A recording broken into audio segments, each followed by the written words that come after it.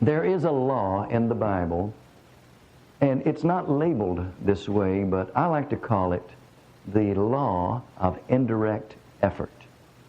The law of indirect effort. And let me explain how this law works. It works like this. And by the way, the brother who led us in the fine prayer tonight, that was such a good prayer. And he prayed that God would bless us in the ways in which we need, not just the ways we desire, but different ones of us have different needs. And so he prayed that we would be blessed according to our needs. You got to understand what a blessing is, by the way. A blessing is not something that money can buy. It's not something that is necessarily a pleasure, although it could be pleasurable. But a blessing is something that, well, okay.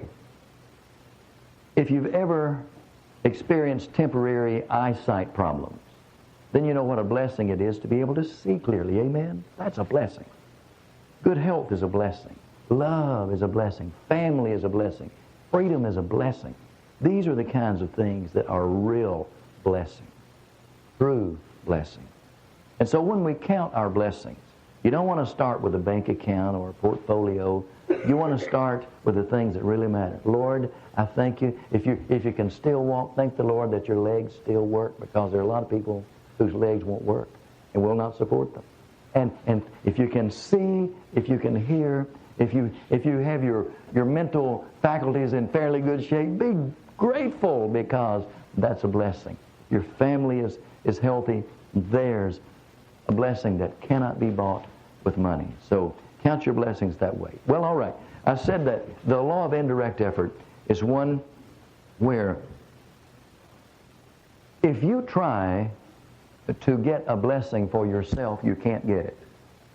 Because a blessing is not something you can create for yourself. But, well, maybe in the truest sense of the word, you might could figure out some way to pronounce a blessing on yourself. But the Bible teaches that blessings are gifts that come from some other direction other than from your own ability to generate them. And the Bible teaches that blessings come from God. Well, let me tell you how God blesses you. God blesses you through this law of indirect effort. And it works like this.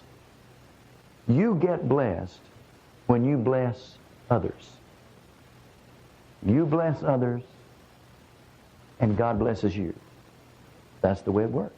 And so listen to this passage in Luke 6:38. Luke 6:38.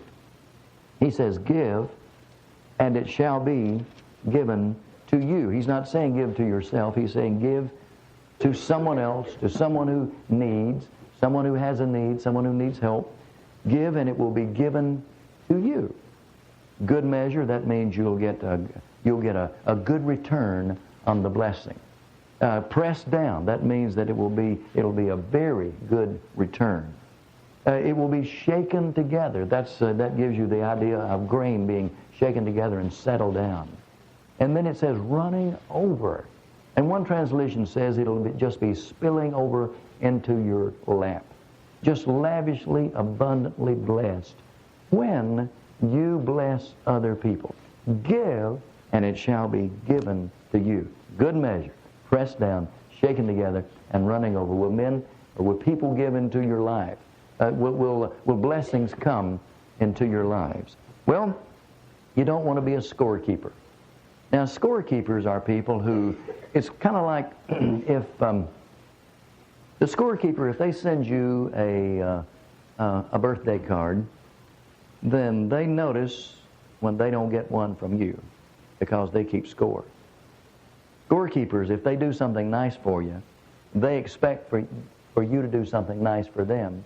And if you don't, they resent it because they're keeping score. Now, scorekeepers can't get blessed because God does not bless scorekeepers. God blesses people who are not concerned about a return from the person they blessed.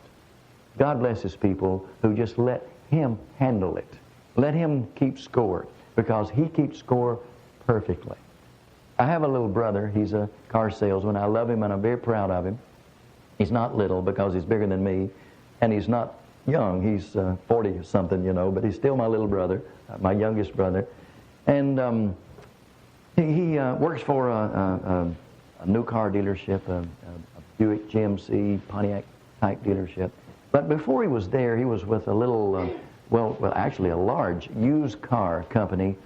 And he and I, when we run across something good, like a funny story or whatever, we'll call each other.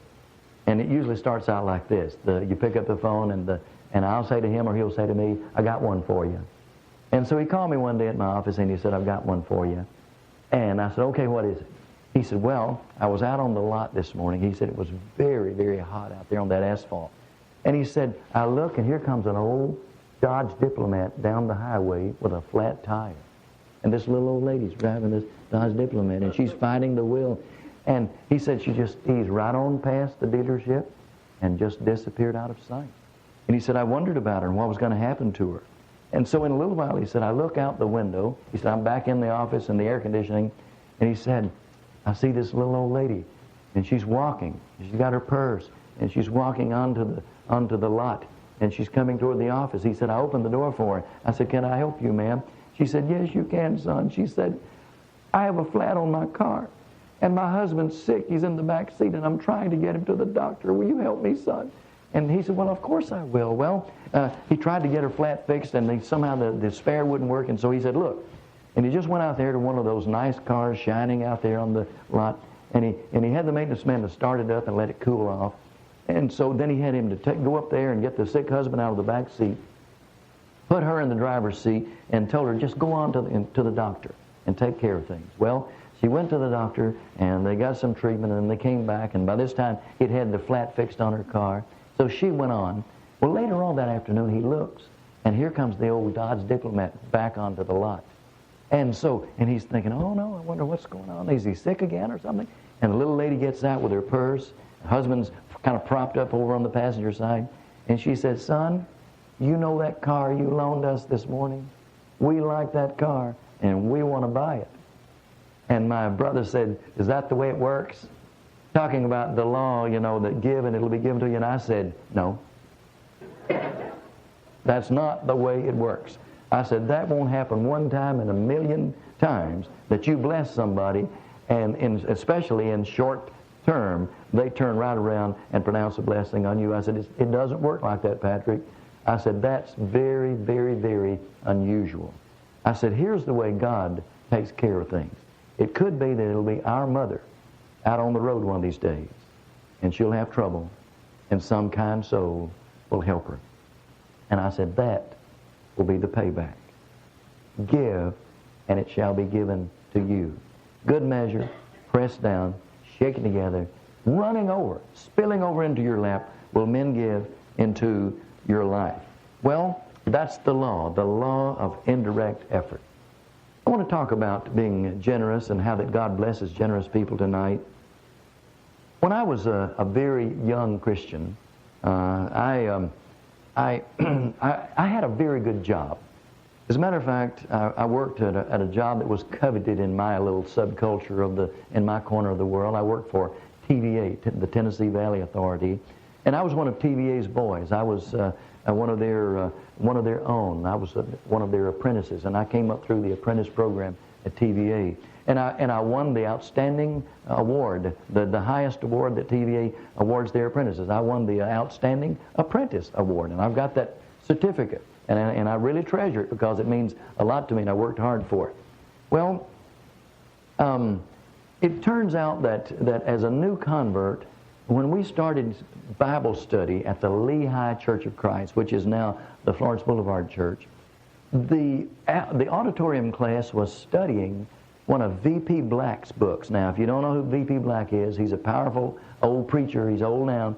But he was powerful in those days, and he wrote some powerful books that you study in Bible class about how that God will bless generous people. I don't remember if it was Rust as a Witness or My God and My Money. Don't remember which one of those several books he wrote, but we were studying. And I noticed that as you would hear comments from the audience and from the class attendees, that it seemed to me that people were looking for loopholes on how they could give less. And so they would ask questions like, now, do I have to give before taxes or after taxes? And what if I have some extra, like my kids are in college, can I cut back on my giving so that, I can educate my... And there was just... I was amazed at the many ways in which folks were looking for loopholes so they could lower their giving. I was looking for ways to be as generous as I possibly could because I was so in love with the Lord, just head over heels in love with Him and His church and His Word, and I had a good little job, but we had a new house, we had a new car, we had another car, we had babies, we had a baby and one on the way, and we had all the bills that any young couple would have, but we just looked for ways to be generous to the church because we were so grateful and so in love with the Lord. And then one day the elders called me aside and wanted to know if I would be willing to be the man. There's always a man like this in every congregation who would take all the contribution that was given on Sunday and count it and account for it and fill out a form and then deposit it in the bank. And so on Sunday afternoons after Sunday lunch, I would go through all the contribution and I would log everything, the checks and the cash, and right down to the very penny. And then I would wait until the Sunday evening contribution, and then I would make the adjustment from the giving that was done on Sunday evening. And then before we went home that night, we would go by the bank and drop it in the night deposit. And two things happened as I did that. I noticed, for one thing, how generous some people were. Some people were just encouragingly generous to the church. And it was a blessing to me. And right now I could call some names. I can't because it's private. It's not something you ever divulge when you have that job. But I see their faces, and some of them have even gone on to their reward. But I think about these people, and I think about what a joy it must be in heaven for generous people. And what a joy it is to the Lord to welcome them into that heavenly home. Well, I also noticed that some people gave very little. And this shocked me and amazed me because I knew what kind of what their income was because I knew where they worked. I saw the kinds of cars they drove. I saw the way they dressed. I noticed the vacations they went on and all this.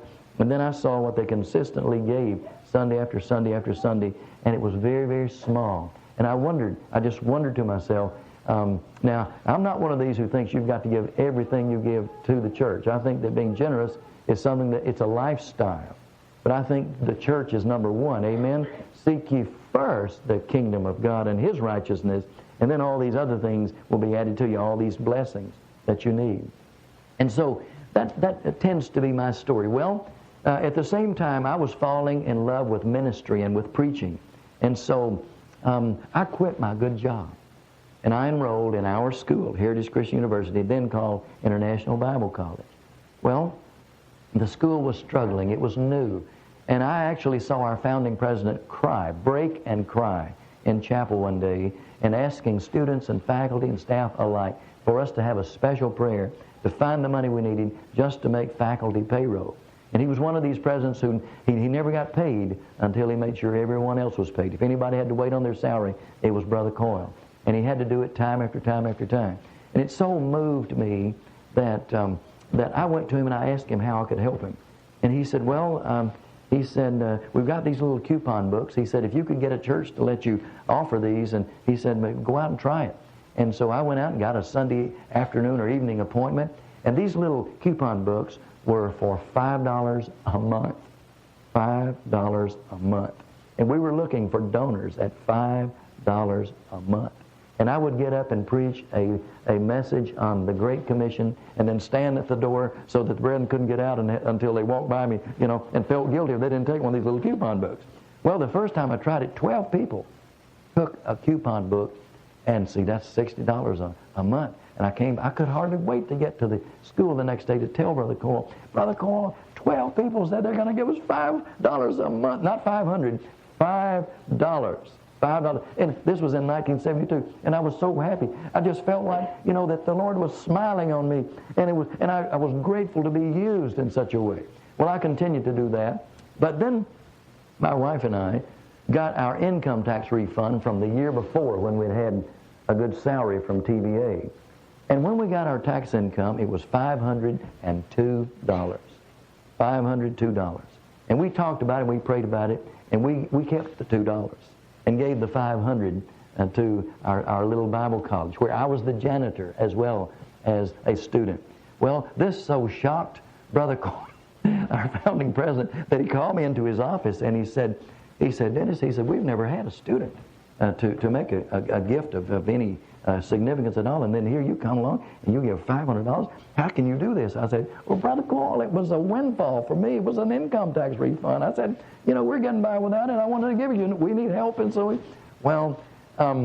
it may be that that's the day. I didn't know it because I was young and green and ignorant, but it may be that that's the day that Brother Coyle started thinking, this guy might be president one day because he has this love and dedication for the school that he wants to do what he can to make it happen. Well, I'll tell you that story. Oh, by the way, there's another thing. Brother Coyle put that announcement in the Lamplighter, which was our little school paper, which embarrassed and amazed me. I still have that copy of that, though. I've never forgotten that he put it on the front page, that one of our students, Dennis Jones, gave $500 to the school. Well, again, I'm telling you that story to just kind of remind you that it's a joy and a pleasure to be a generous person. Now, generosity doesn't come easy for everyone. Some people find it easier than others do. At lunch today, Lee and I were talking about one of my aunts, Chris Riley, rather. And Chris is very sick, and my wife told me today that she's just been kind of comatose for a couple of days now. But I spent a lot of time at her home when I was growing up. And she had 4 children, and I remember that the 2 boys who were closest to my age, I remember this as if it were yesterday. Whether I spent an afternoon at their house or sometimes several days and nights during the summer. And my mom would come to pick me up to take me back to our house. Every time without fail, these 2 boys would say to their mom, they would say, can we give Dennis something? Can we give him something? And then they would go around, they would look for maybe their favorite toy or whatever. And they'd say, Mom, can we give Dennis this? Can he take this home with him? And she would look and say, well, sure, But every time I think about these boys, I think about how they were as kids. They always were looking for a way to give somebody something. They didn't want me to leave empty-handed. Can we give Dennis something? Well, moving on a few years, and we've talked about, I have to you about my grandson who was at St. Jude with leukemia for 3 1/3 years.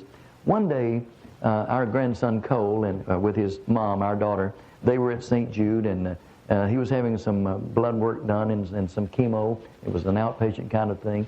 And it was either blood work or chemo. I don't remember which. But he had brought his favorite toy from home.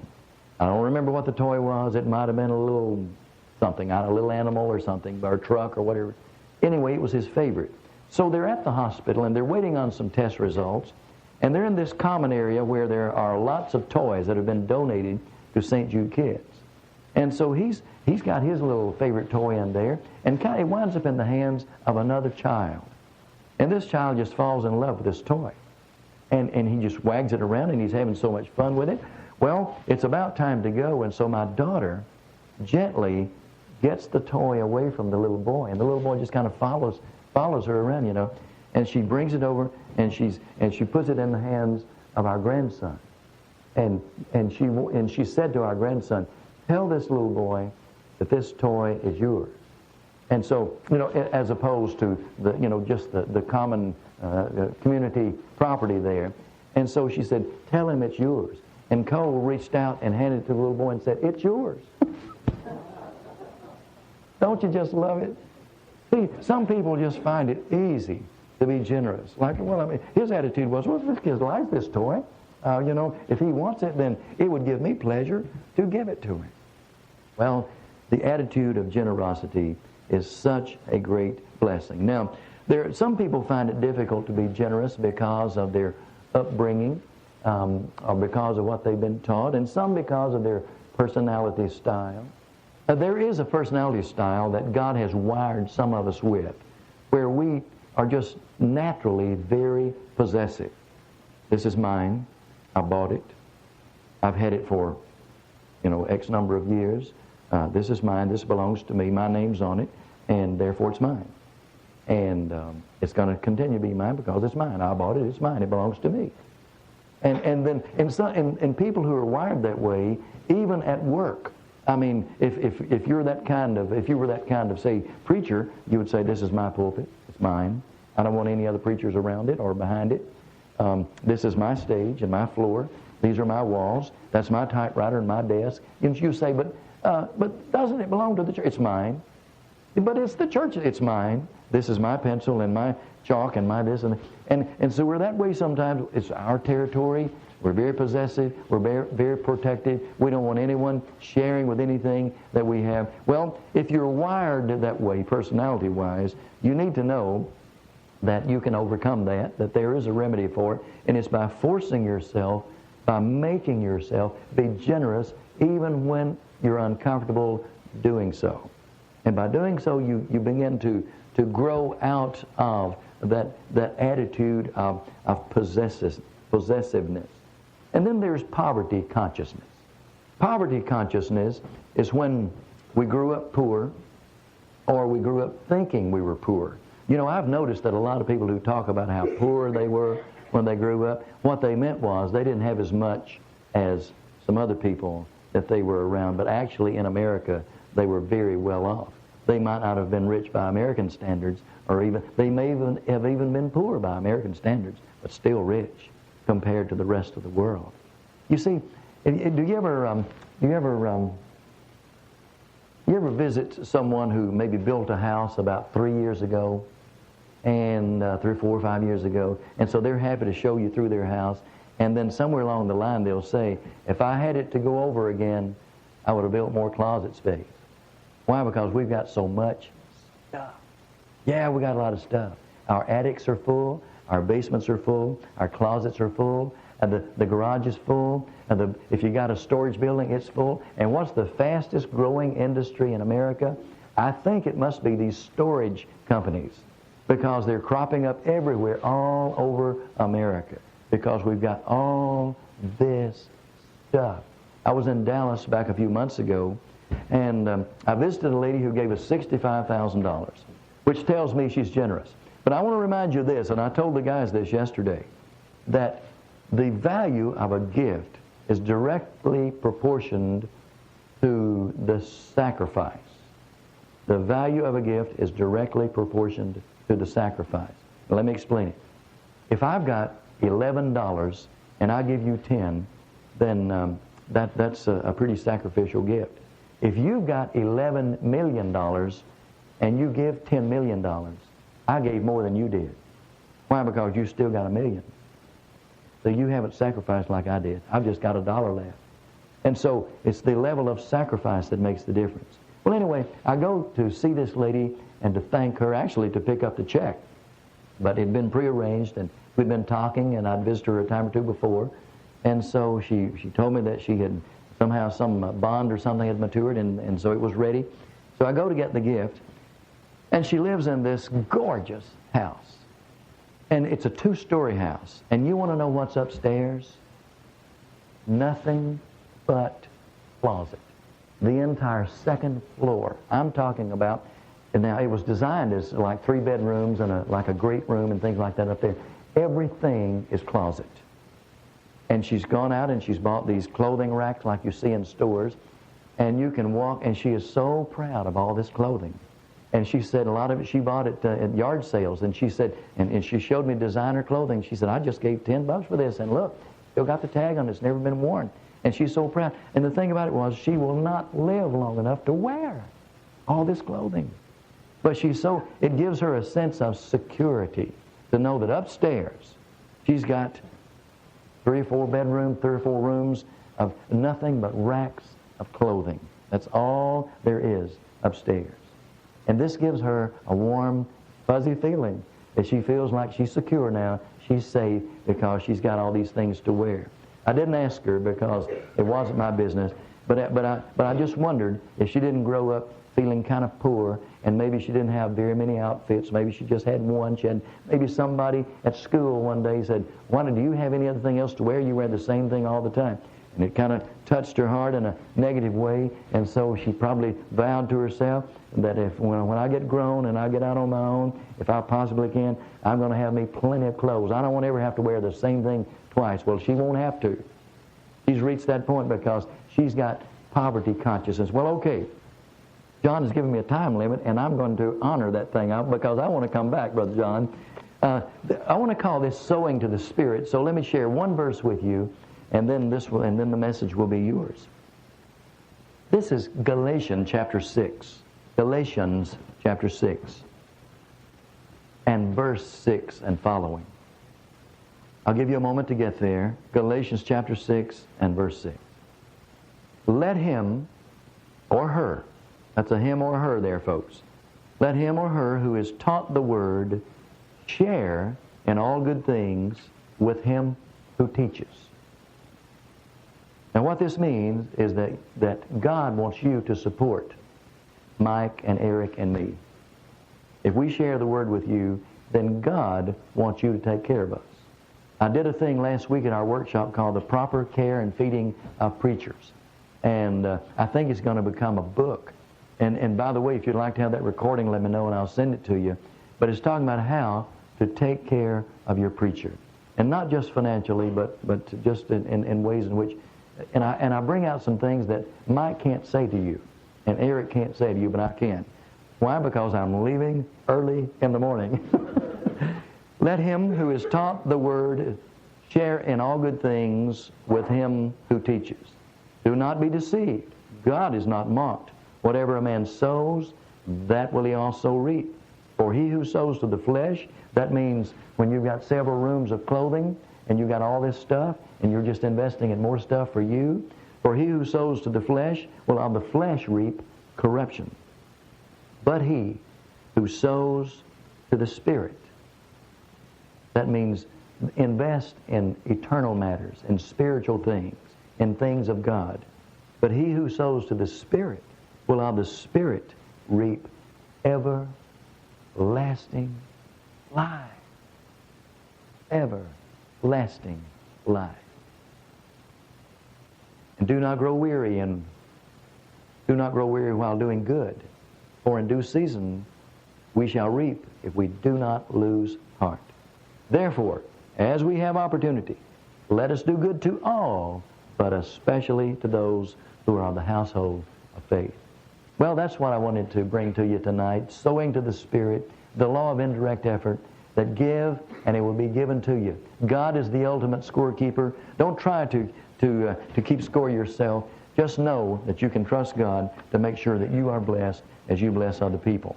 Now tonight as we sing this song of encouragement, if you need to respond for any reason, the invitation of the Lord is open to you. If you've not yet received baptism for forgiveness of sin, today is the day of salvation. If you need the prayers of the church, we would be honored and privileged to pray for you and with you. So if you need to come to the Lord right now while together we stand and sing.